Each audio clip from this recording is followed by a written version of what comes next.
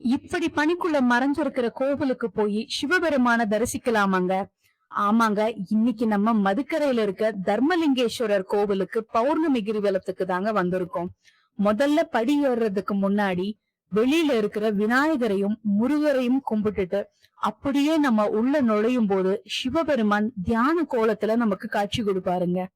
இன்னைக்கு கோவில்ல கும்பாபிஷேகம் நடந்து 1 வருடம் ஆனதுனால சிறப்பு யாகம், வேதங்கள் முழங்க பூஜைகள் நடந்துட்டு இருந்ததுங்க.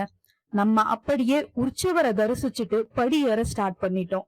இன்னைக்கு இந்த வீடியோல நீங்களும் என் கூட படியேறி ஈசனை தரிசிச்சுட்டு கிரிவலத்தோட முழு காணொளியும் பார்க்க போறீங்க.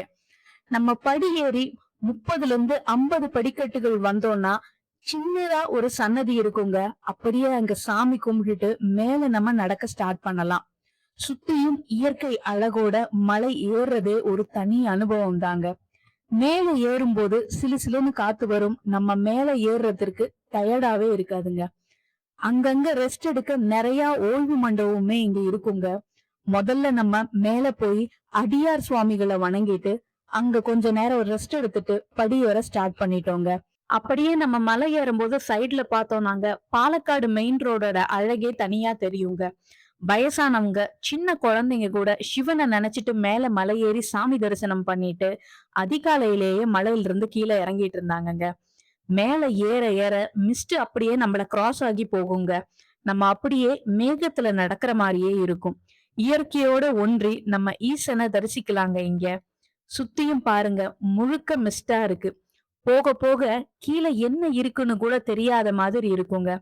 பஞ்ச பாண்டவர்கள் இங்க வந்தப்ப தர்மர் மேல இருக்கிற இந்த சிவனை பூஜை செய்யும் போது பீமன் கீழே காவல் காத்ததாக ஒரு நம்பிக்கையும் இங்க இருக்குதுங்க. பீமனோட சிலை கீழே இருக்கும். நாம அங்கேயும் போவோம். அப்போ உங்களுக்கு அந்த பீமன் சிலைய நான் காட்டுறேங்க. நம்ம வந்த இடத்த பாருங்களேன், கீழே எதுவுமே தெரியல. இதே சம்மர் டைம்ல நம்ம வந்தோம்னா கீழே ஆயிரக்கணக்கான டூ வீலர்களும் நூற்றுக்கணக்கான கார்களும் நிக்கிறத கிளியரா பாக்கலாங்க. இந்த படி ஏறிட்டோம்னா கோவில் இருக்கிற பிரகாரத்துக்கு முன்னாடி இருக்க மண்டபத்தை அடைஞ்சிடலாங்க. இந்த படி ரொம்ப நீளமா இருக்கிறதுனால நான் எப்பவுமே இங்க ஏறின பிறகு ஒரு 5 நிமிஷம் ரெஸ்ட் எடுத்துட்டு தாங்க போவோம்.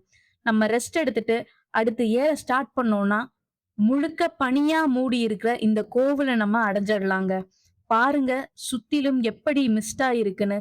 கீழே பார்த்தா சுத்தமா ஒண்ணுமே தெரியாதுங்க. காத்தும் நல்லா பலமா அடிச்சுது இன்னைக்கு. கடைசியா நம்ம யார தேடி வந்தோமோ அவரை மனசார கும்பிடும் போது ஏறி வந்த களைப்பு எல்லாமே போயிடுங்க. சாமி கும்பிட்டுட்டு கீழே சீக்கிரமா போகணும். அடுத்து நம்ம போக வேண்டியது கிரிவலத்துக்குங்க.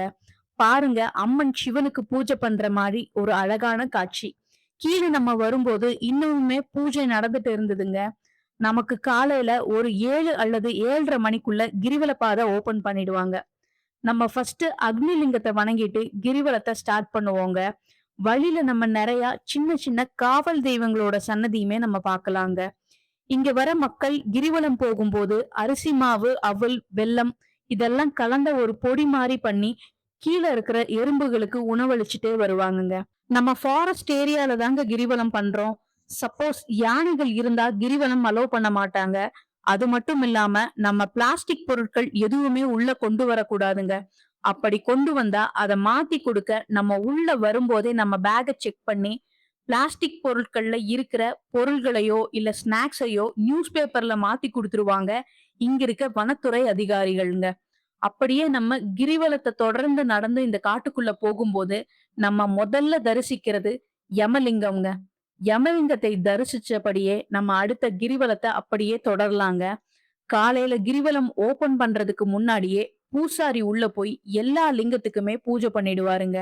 அவங்கதான் முதல்ல கிரிவலத்தையே முடிப்பாங்க. அப்படியே நம்ம கொஞ்ச தூரம் நடந்தோம்னா நிருதி லிங்கத்தையும் அடைஞ்சிடலாங்க. அப்படியே அதையும் தரிசிச்சுட்டு அடுத்த லிங்கத்தை தரிசிக்க நம்ம கிரிவலத்தை தொடரலாங்க. கையில வாட்டர் பாட்டில் வச்சுக்கணுங்க. ஏன்னா கிரிவலம் முடியற வரைக்கும் வழியில எங்கேயுமே நமக்கு தண்ணி கிடைக்காது. இப்ப நம்ம ஏற இடம் மட்டும்தாங்க இந்த கிரிவலத்திலே கொஞ்சம் டஃப்பா இருக்கும். அதுவும் இன்னைக்கு பரவாயில்லங்க. கூட்டம் அதிகமா இருக்கும்போது இந்த பாறையில ஒருத்தர் கால் எடுத்தாதான் இன்னொருத்தர் கால் வைக்க முடியுங்க. அந்த அளவுக்கு மக்கள் இங்க கிரிவலம் வருவாங்க. இந்த கஷ்டமான பாதைய நம்ம கடந்து மேல வந்ததுமே வருணலிங்கம் நமக்காக காத்துக்கிட்டு இருக்குங்க.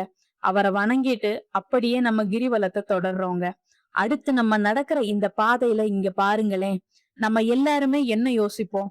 நிம்மதியா நைட்டு தூங்க ஒரு வீடு. அந்த வீடு கட்டணும்னு எவ்வளவு மக்கள் ஆசையோட இங்க கல்ல அடுக்கி வச்சிருக்காங்கன்னு பாருங்களேன். அவங்க எல்லாருமே சீக்கிரமா வீடு கட்டி அவங்க ஃபேமிலியோட சந்தோஷமா இருக்கணும்னு நாமும் ஈசன் கிட்ட வேண்டிப்போங்க. அடுத்து நம்ம நடந்து போற இந்த இடத்த அடைஞ்சோம்னாங்க, இயற்கை அழகோட அதுக்கு நடுவுல அழகா வாயுலிங்கம் காட்சி கொடுக்குங்க. கிரிவலத்துல இவர் கொஞ்சம் தனி ஸ்பெஷல் தாங்க. இந்த இடத்துல நிறைய மக்கள் நின்னு போட்டோ எடுப்பாங்க. இந்த இடம் அவ்வளவு அழகா இருக்கும்.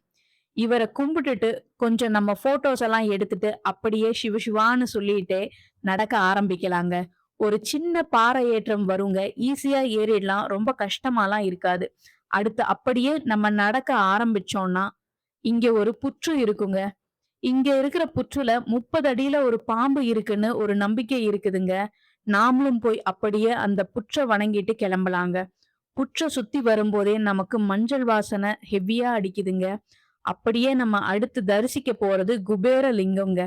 இவரை நல்லா கும்பிட்டுட்டு நம்ம கிரிவலம் இன்னும் கொஞ்ச நேரத்துல முடிய போகுதுங்க. நம்ம நடக்கிற பாதைய பாத்தீங்கன்னா, நான் எப்பவுமே தனியா தான் கிரிவலம் வருவேன். நடந்து இந்த இயற்கையோட இறைவனை வணங்கிட்டு கிரிவலத்தை முடிக்கும் போது மனசுல ஒரு அமைதி கிடைக்குங்க.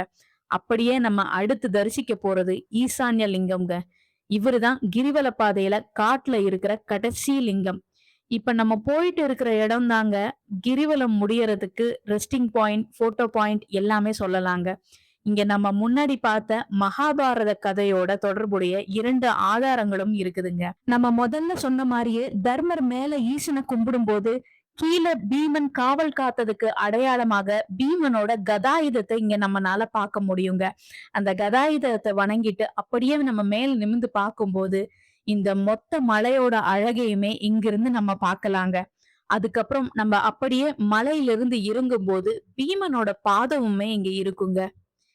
இங்க ப்ராப்பர் ஸ்டெப்பு கிடையாது. பாறையில ஸ்டெப்பு மாதிரி செதுக்கி வச்சிருப்பாங்கங்க. நம்ம பார்த்து கவனமா இறங்கணும்.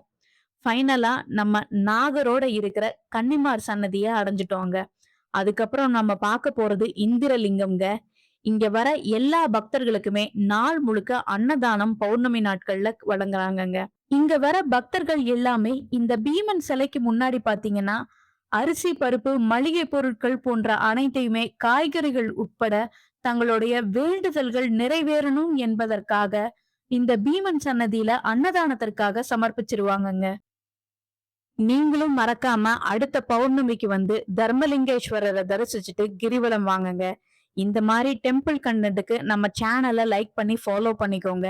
கிரிவலம் போகணும்னு சொல்ற உங்க ஃப்ரெண்ட்ஸுக்கு இந்த வீடியோவை ஷேர் பண்ணி விடுங்க.